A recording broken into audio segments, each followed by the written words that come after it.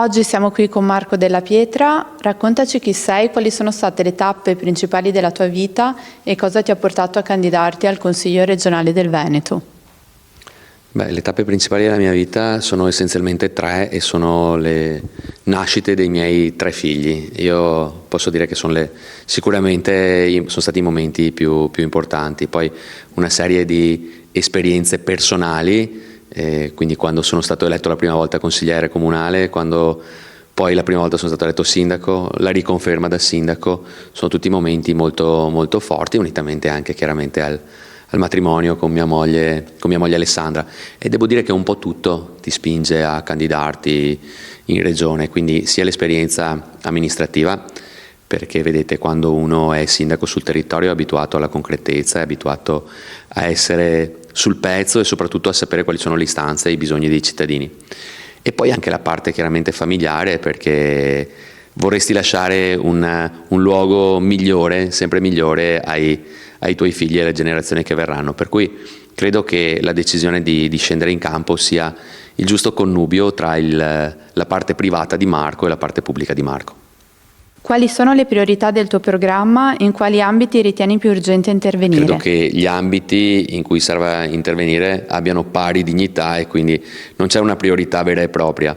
Credo comunque che noi candidati siamo pronti ad alzarsi le maniche e a metterci subito al lavoro. È chiaro che voi in questo periodo sentirete promesse e intenti che poi alla fine sono irrealizzabili, quantomeno a breve termine. Innanzitutto perché non è stato approvato il bilancio previsionale e affinché si possano cambiare i titoli di spesa delle risorse e anche inserire eventualmente nuove tassazioni, bisogna assolutamente che il bilancio sia approvato. Per cui adesso non voglio così banalizzare e rendere tutto una cosa economica, però sapete bene che le risorse umane sono importantissime, ma lo sono altrettanto e forse più quelle economiche, specie quando magari si parla di sanità, quando si parla di sociale, quando si parla anche di lavoro e di commercio, perché anche lì spesso il commercio di prossimità ha avuto dei problemi. Ecco, a me piacerebbe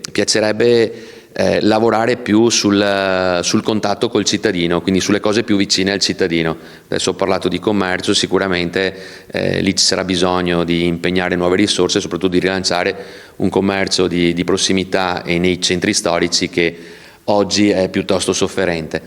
La mia idea comunque di apporto alla Regione è quella sicuramente di portare anche gli esempi positivi che magari in piccolo sono stati fatti nel mio comune grazie alla mia amministrazione, e poi l'idea anche di sburocratizzare tutto quello che è il sistema, che a volte porta anche chi le risorse economiche ce le ha già e non ha bisogno di contributi ad arenarsi per una serie di cavilli, di DGR e di burocrazia che poi porta veramente a mollare tutto.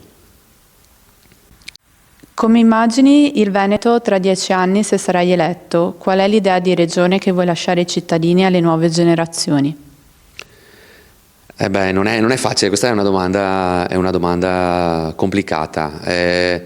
Il Veneto che sogno io è un Veneto sicuramente liberale, sicuramente inclusivo, sicuramente aperto anche all'innovazione, alla ricerca, allo studio. Mi immagino un Veneto intraprendente, un Veneto in cui i giovani vogliono rimanere, un Veneto in cui le aziende possano sviluppare un welfare di livello, un Veneto dove i servizi vengano erogati ai più deboli, soprattutto perché sapete che la misura di una regione come di un comune o come di un paese è data da come vengono trattati i più deboli e i più fragili.